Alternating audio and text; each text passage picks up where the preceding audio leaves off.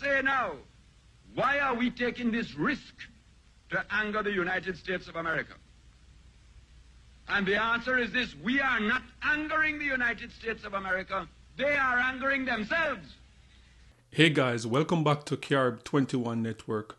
So last week, I think it was last week Friday, we did an episode on what is going on in Grenada, between Grenada and the United States of America, with the American military officials requesting to use the Maurice Bishop International Airport to pretty much put some military assets there in terms of some radar system or whatever. And in that video, we got a lot of response. Over 31,000 people watched that video, and a lot of people reacted to the video. And overwhelmingly, people are saying that the Prime Minister of Grenada, Dickon Mitchell, should say no to the Americans. And, you know, people are saying, what is the Prime Minister thinking even to consider this? But I would want to caution people in the Caribbean, especially my Grenadian brothers and sisters, is that, look, no, the Prime Minister is in a difficult position. It is not just about saying no, because if we understand history, if we know what the role that especially different American governments have played in the Caribbean, especially in the West Indies since the 1960s, we would realize that no is not as easy as people think it is. So I think the best thing that we can do, we can just pray for the Prime Minister, the Honorable Dickon Mitchell, and we can hope that this don't escalate into something that it's not history repeating itself, as I stated in that last video. And one of the reasons why I love to talk about history, and I hope that Caribbean nationals not just focus on their individual history in their individual islands, but Caribbean history. Because if we know Caribbean history, then we realize that, look, what happened to Maurice Bishop could happen in Grenada in 2025. It is not out of the realm of our imagination that if Grenada don't abide with what the Trump administration say, that they could face sanction, that even invasion or whatever could be a possibility. So today I want to go into some history that you're not going to find anywhere else on YouTube or any other platform. And this video might be a bit longer, but have some patience if you really want to know what is going on and the history with the Caribbean now intertwine or interlock. This history within the Caribbean is, you can stay tuned and watch this video. And one of the reasons why this is so personal and it's a bit scary for me is because when I remember about 3 years ago when I saw the Prime Minister of Grenada, Dickon Mitchell, and I believe even after that when he became the chair of CARICOM, and watching this young man just on the international stage, and one of the first thing I remember thinking, like, man, like, this man reminds me of Maurice Bishop. And Maurice Bishop is one of my heroes. Maurice Bishop to me is one of the greatest leaders ever. I'm not talking about Caribbean leaders. I'm talking about world leaders. And that is why you see a Maurice Bishop picture on my wall. I have a lot of heroes, and I have 3 there, and Maurice Bishop is one of them. And Maurice Bishop, as I said, one of the greatest leaders in the history, in our lifetime, in the past 100 years, in my opinion. And as I said, when I saw Dickon Mitchell, he reminded me so much of Maurice Bishop. And one of the things that when you study Caribbean history and you see how Maurice Bishop, how the American government, they tried to demonize Maurice Bishop.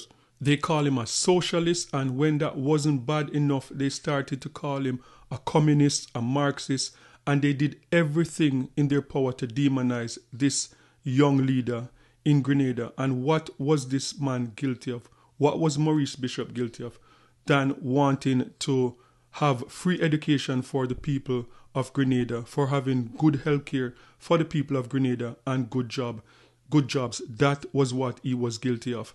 And Maurice Bishop was just following a blueprint of what like a Fidel Castro did in the past, what a Michael Manley was doing in Jamaica and what a Pierre Trudeau was doing in Canada. And people don't really connect those dots. And that is one of the things with history. When you're doing your research, you really have to do your research, because people don't realize that Maurice Bishop did not stand alone. The relationship between Grenada, Cuba, Jamaica, and Canada was a very strong relationship. And a lot of people, when we revisit history, a lot of people forgot about Canada, and that the Prime Minister of Canada back in those days, Pierre Trudeau was the dad of the recent Prime Minister, Justin Trudeau. And Pierre Trudeau had one of the strongest relationship with Fidel Castro.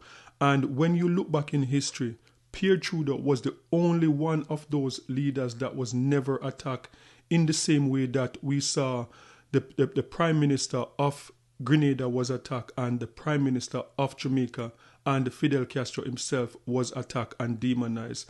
So that is why history is very, very important. And a lot of us in the Caribbean, we have not learned our lesson, and we still fall for the same thing. We have foreign governments come and demonize our local governments in the Caribbean, and we buy the story, and we pretty much fall for it, the demonization of our leaders. And that is what they did to Maurice Bishop. And President Reagan at the time was the leader, the president in America that was involved in a lot of the demonization of what was going on in Grenada, and talking as if Grenadians are a threat to America. And this was President Reagan back in 1983. Early this morning, forces from 6 Caribbean democracies and the United States began a landing or landings on the island of Grenada in the Eastern Caribbean. We have taken this decisive action for 3 reasons. First, and overriding importance, to protect innocent lives, including up to 1,000 Americans whose personal safety is, of course, my paramount concern. Second, to forestall further chaos.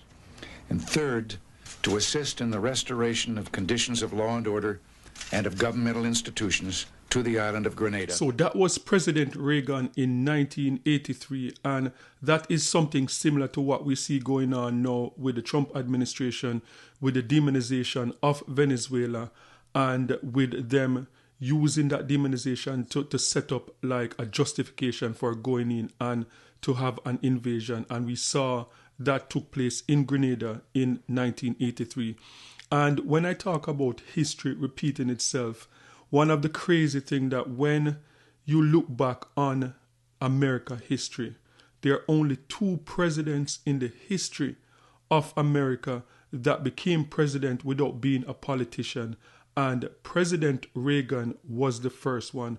President Reagan was the first celebrity. President Reagan was a famous movie star back in the 60s and the 70s.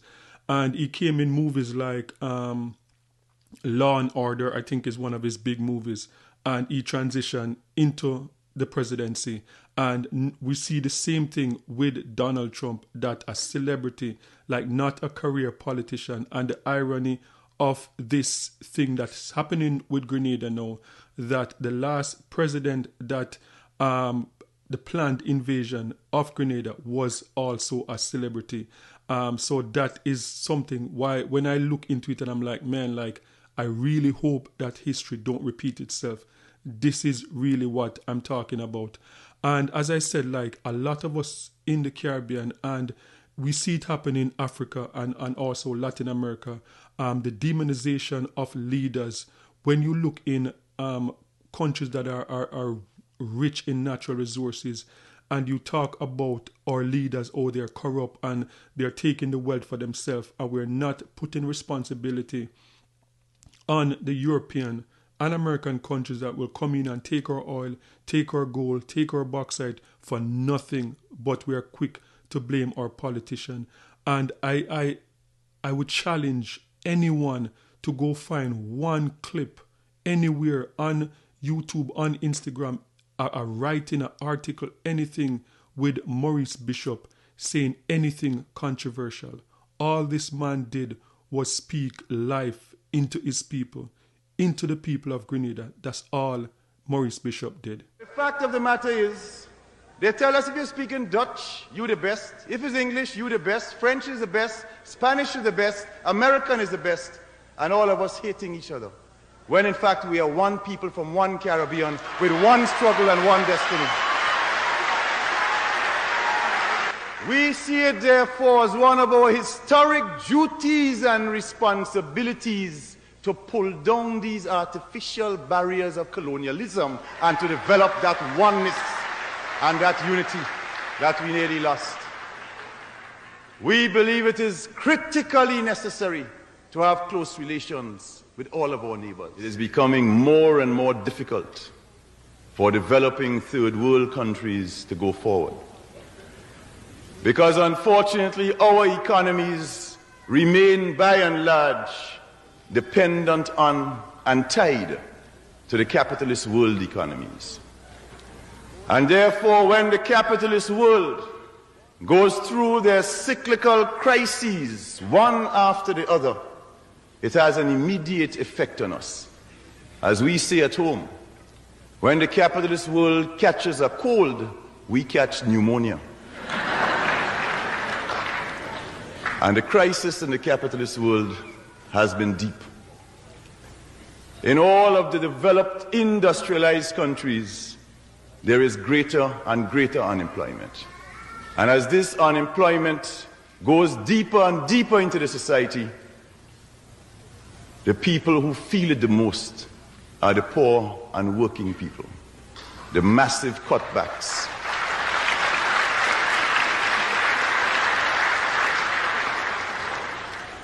The massive cuts in social welfare.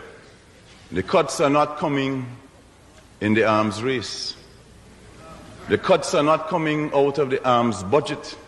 Yes, so as I said, I've watched hundreds of hours, probably thousands of hours of Maurice Bishop speaking, and I've never seen one speech of Maurice Bishop that is controversial. All this man did was speak life into the people of his country. All this man wanted was education to elevate the people of his country and job security. That's all he wanted. And the reason why I'm doing this video and the reason why I'm so passionate about this video is because I see the same thing in Dickon Mitchell.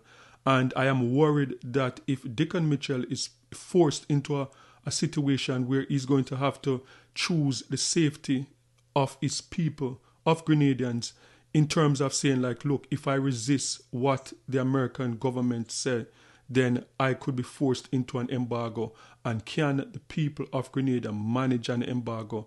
And that is my concern, that if he makes a decision and go ahead in terms of allowing the Americans use of the Maurice Bishop Airport, then his own people will turn against him and will demonize him. And I'm just doing this video to say like, look, remember history.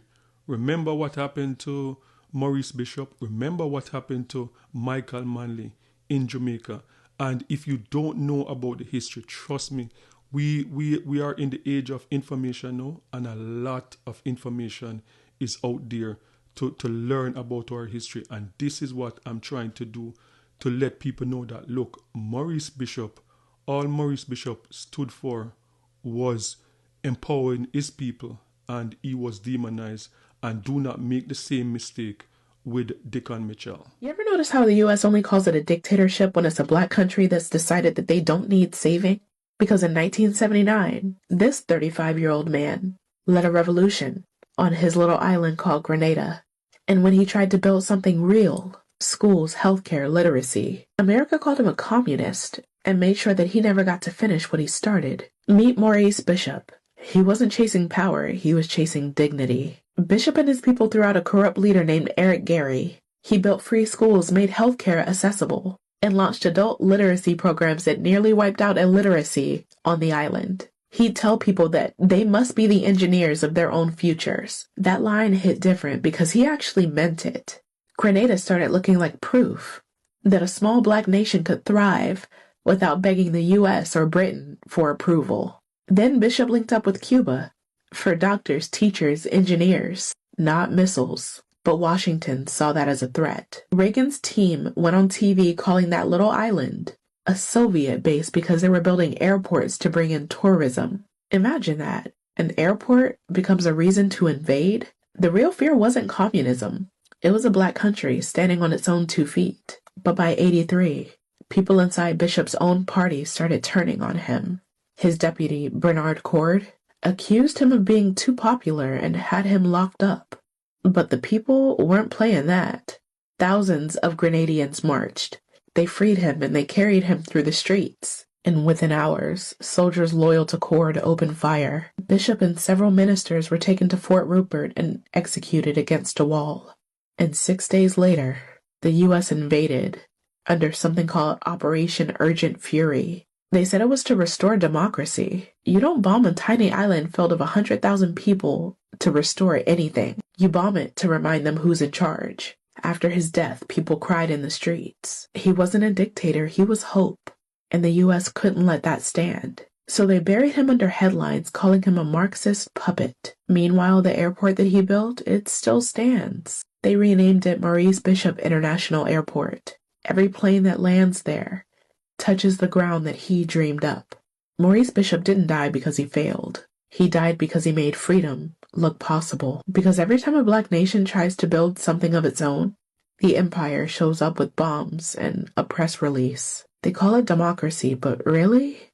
It's fear. Fear of what happens when we stop asking for permission. Say his name. Maurice Bishop.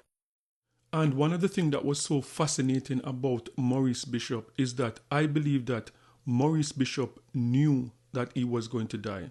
Maurice Bishop knew the risk that he was taking, and Maurice Bishop still decided on taking that risk anyway.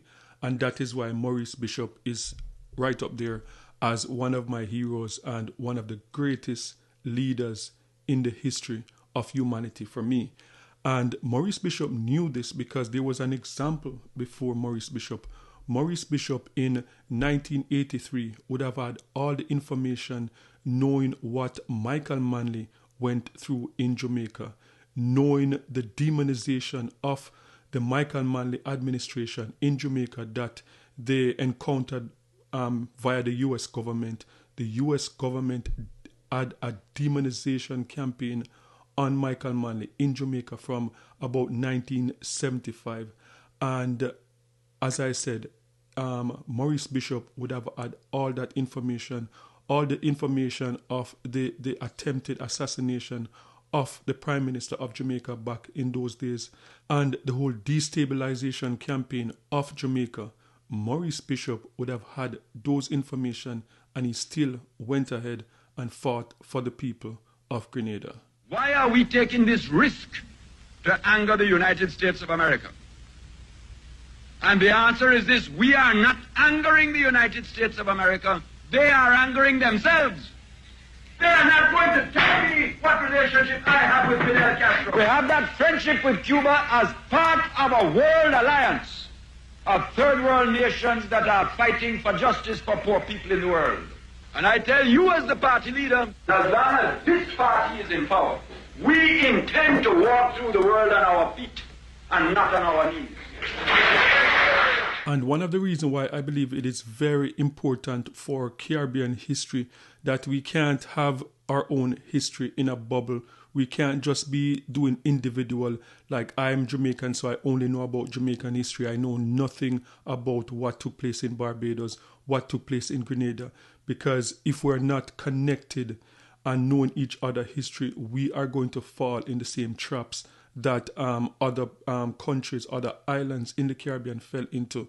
And one of the things that I honestly think a lot of Grenadians don't know about is that in 1983, when the Prime Minister Maurice Bishop, in 1983 when he was assassinated, I know that there's still question about who is responsible for that, but I guarantee you that the information is going to come out one day. But in 1983, when that happened, at the same time in Jamaica, the opposition leader at the time, Michael Manley boycotted the election in 1983 because of what was happening in Grenada. And I don't think historians have recorded why Michael Manley really felt that he had to boycott the election if it's, in solidarity. There's speculation that, okay, it is in solidarity of the people of Grenada why he boycotted that election. Or some people are saying that it was in fear of his own life because there was alleged attempt on his life on numerous times and the destabilization of Jamaica. So that is a part of history that I don't think a lot of people in Grenada have that information. A lot of people in Jamaica don't even have that information because a lot of us don't really care about history.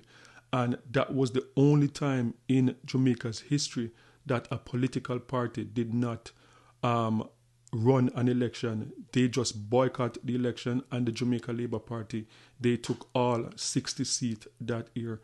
So I just thought that that was a very important thing to point out, that Maurice Bishop did not stand alone. Maurice Bishop was standing with Jamaica, the Prime Minister of Jamaica at the time, Michael Manley, Pierre Trudeau of Canada, and Fidel Castro. And we see over the years the demonization of socialism, and people are kind of trying to tie socialism with communism, which is not the same thing. Because I've pointed out here before that how is it that every single first world country, like European country, if you go anywhere in Europe, you'll see a level of socialism, and the same level that's been demonized when we try it in the Caribbean. When you go to places like Sweden and Denmark and a lot of those places in Europe that are recorded as the top 10 best places to live in the world, we see free healthcare, we see free education, we see maternity leave, we see all of these stuff. But in the Caribbean, we see that it's demonized and called socialism, and some level of just government controlling everything. And we praise capitalism, the same capitalism that is now replacing us with AI, replacing us with robots and stuff like that. So I find it, very interesting how, we demonize, socialism was used to demonize, as I said, Maurice Bishop, Fidel Castro, Michael Manley. But as I said, it wasn't used at the same level to demonize Pierre Trudeau, the Prime Minister of Canada back in those days. And there's a lot of information coming out now. Some CIA documents have been unsealed of what took place in Jamaica in the 1970s. And that is an interesting thing, because a lot of times these operations, they're some undertaking of these operations, they will go forward and then they will seal those files, and then 40, 50 years later, they will release them, and then you're getting information when it is too late. So a lot of information came out recently, and there was an interview that was done years ago by people that were involved in the CIA operative in Jamaica, that when they came out and they released that video, I remember years ago, and people were saying that this is conspiracy theory. But in 2025 now, the CIA, they have released documents of what took place in Jamaica, and you can go online and you can find those information for yourself. And some of those information, it is horrific to read those information. You would not believe that another government could do that to a small island nation. But those informations are out there now, and it is not conspiracy theory. These are things that really happened in Jamaica in the 1970s. What, in the years that you've been publishing it, do you think are some of your most significant revelations? Are there some stories that even shocked you? Well, I think one of the big stories that we were able to document in some detail was the whole scope of CIA activities, similar to what the CIA did in Chile, and which was documented by the Senate Select Committee, was the whole covert action program in Jamaica in between 1976 and 1980. And we did a great deal of research into that, and we discovered in many ways a very similar program, almost a classic model that was followed along the lines of what they did in Chile. Including three major categories: military, paramilitary activity, the use of propaganda in the media, and the third one, which was economic warfare, using the multilateral organizations, the International Monetary Fund and others, to withhold loans which had been promised to the Jamaican government. This is one example. What are a couple more of the details of that? You mentioned those first two examples of actual paramilitary activity the CIA was involved in Jamaica. There was a fire, for example, that took place in Jamaica of an old people's home. I think 150 old and infirmed women, many of them blind, were living in this home. And as it turned out, the place burned down in the space of about 8 minutes, 7 or 8 minutes.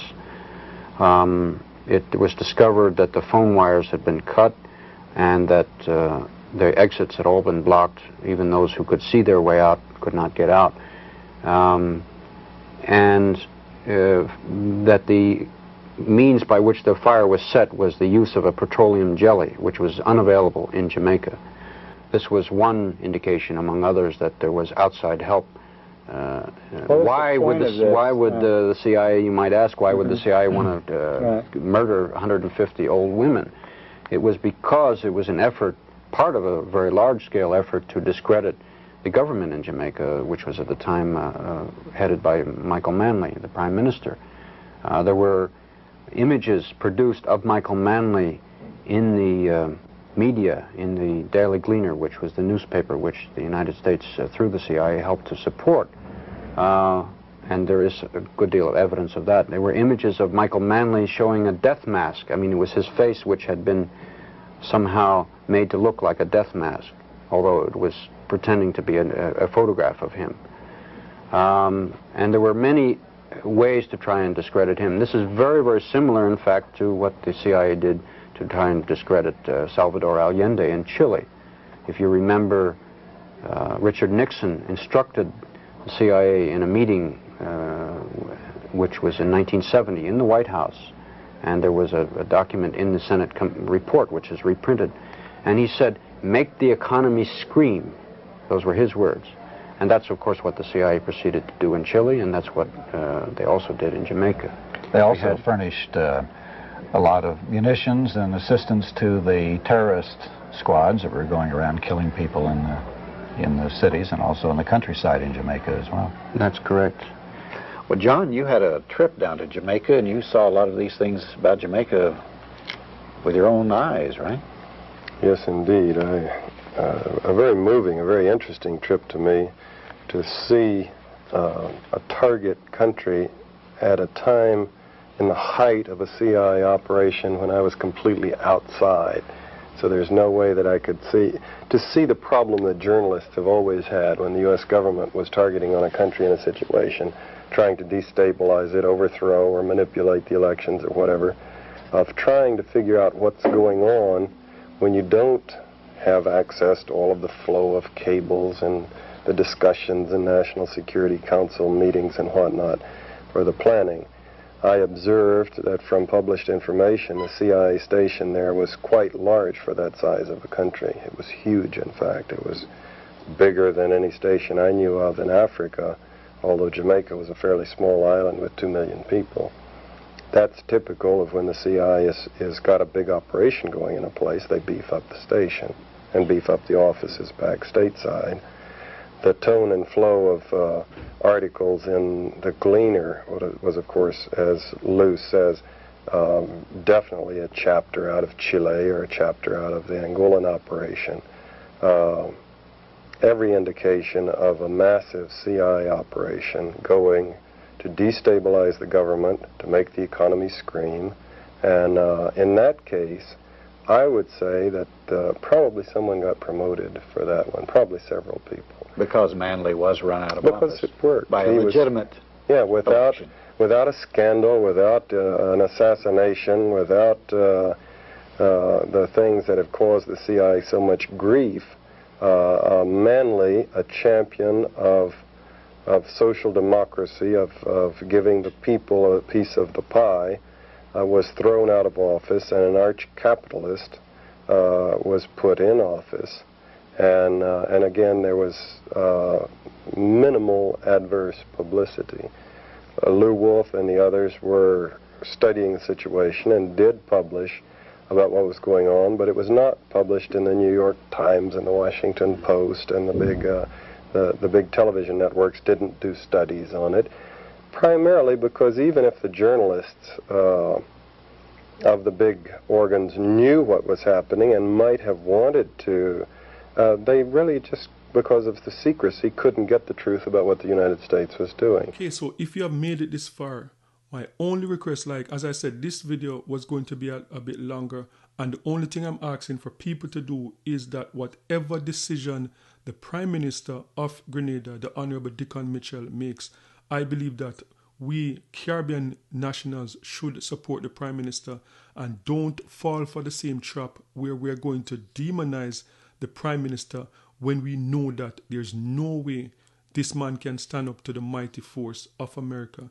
Michael Manley, before Michael Manley died, Michael Manley admitted that, look, the Jamaican people suffer because of me standing up to the American government.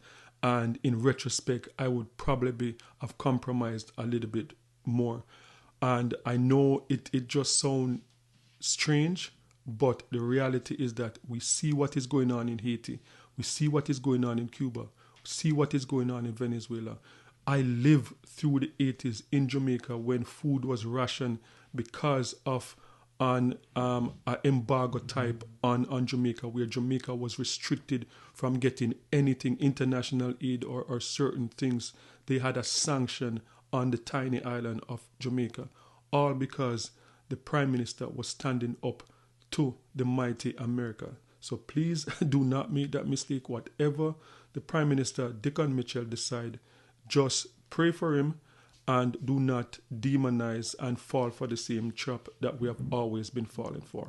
So guys, sound off in the comment section and let me know your thoughts on this video.